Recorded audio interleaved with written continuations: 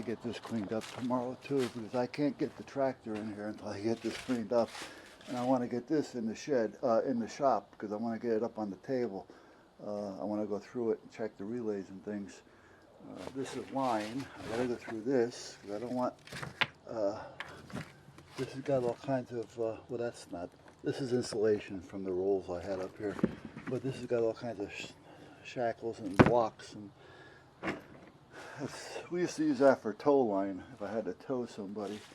Got to get the gas to one side or the other. That air conditioner, well, it did work. It may still work. I don't know. This thing can go inside underneath the bench where it usually is. This has to be moved to the back, and then I can get the tractor in here. So, and then we'll be all set with that.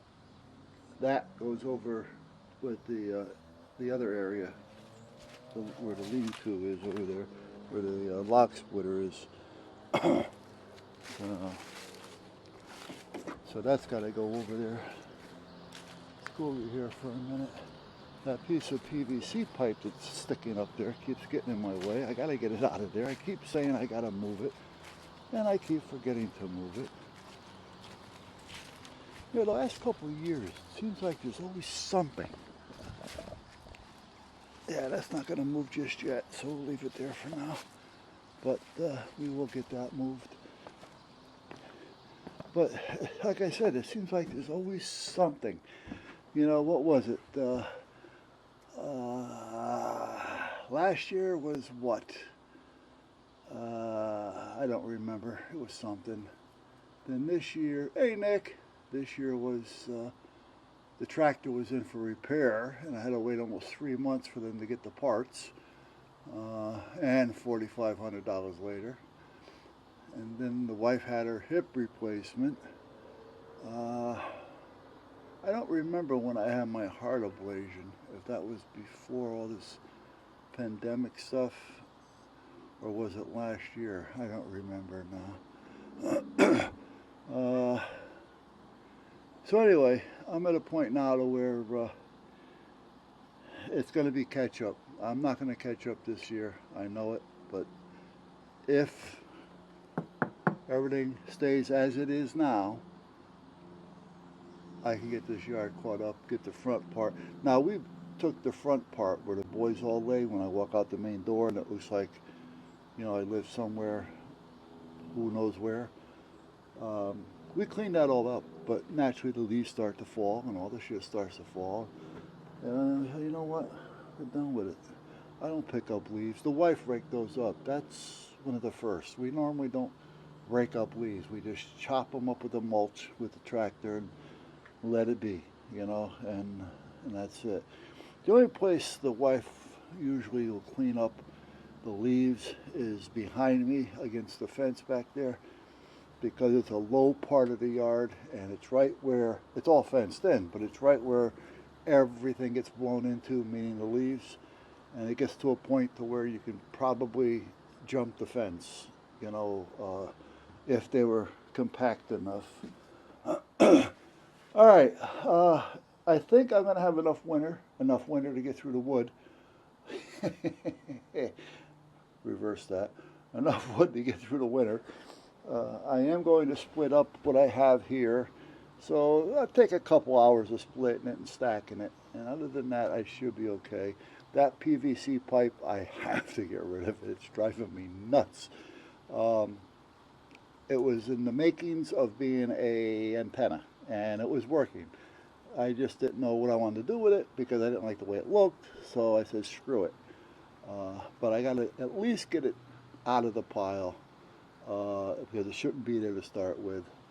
Get the wire off it, and I have a piece of good Schedule 40. I think that's 2-inch. I'm not sure.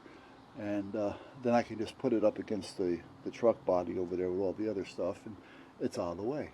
Yeah, that's all I got to do. Next year I need to build a new picnic table. Let me see. My son and I built that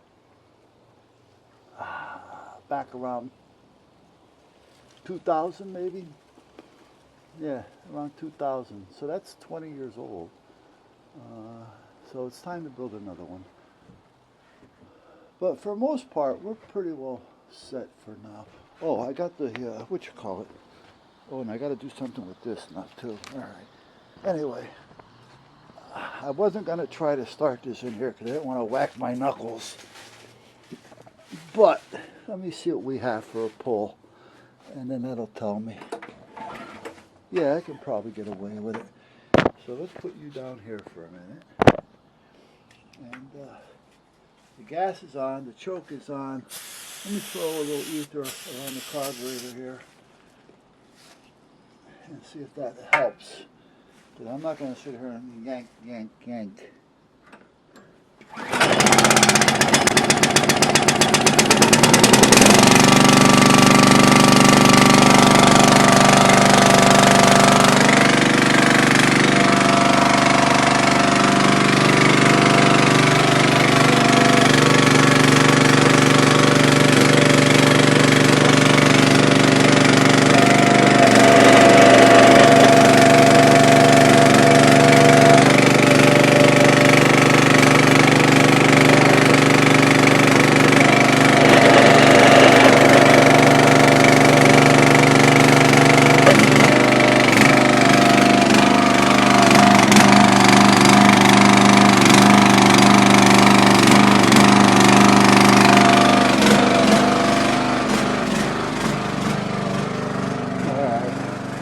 I just turned the fuel off so it'll run out.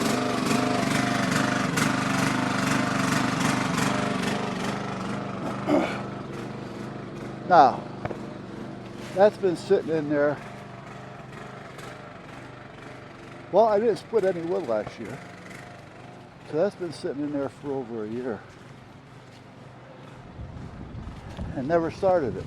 So you say cold start, which cold start's cold start. But there, that has been in there for over a year without starting. Never even went in there to see what it looked like. Hey, Nikki. And like I say, I turned on the fuel, opened the choke, let it sit there for, I don't know, what was it, 5-10 minutes maybe? Yeah, enough to let the fuel seep into the carburetor a little bit. Didn't even take it apart, just sprayed some ether around the intake. And you see what happened. First pull. And I didn't use a lot of ether, I just took a little bit, I didn't go nuts.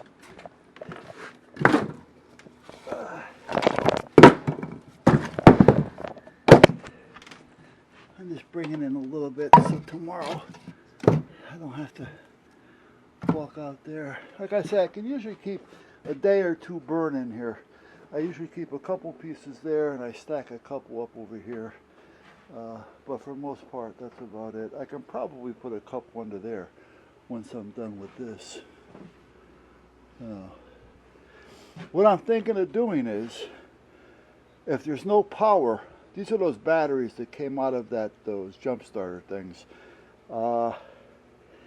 They seem to be holding, but they won't take the crank. As soon as you hit a crank,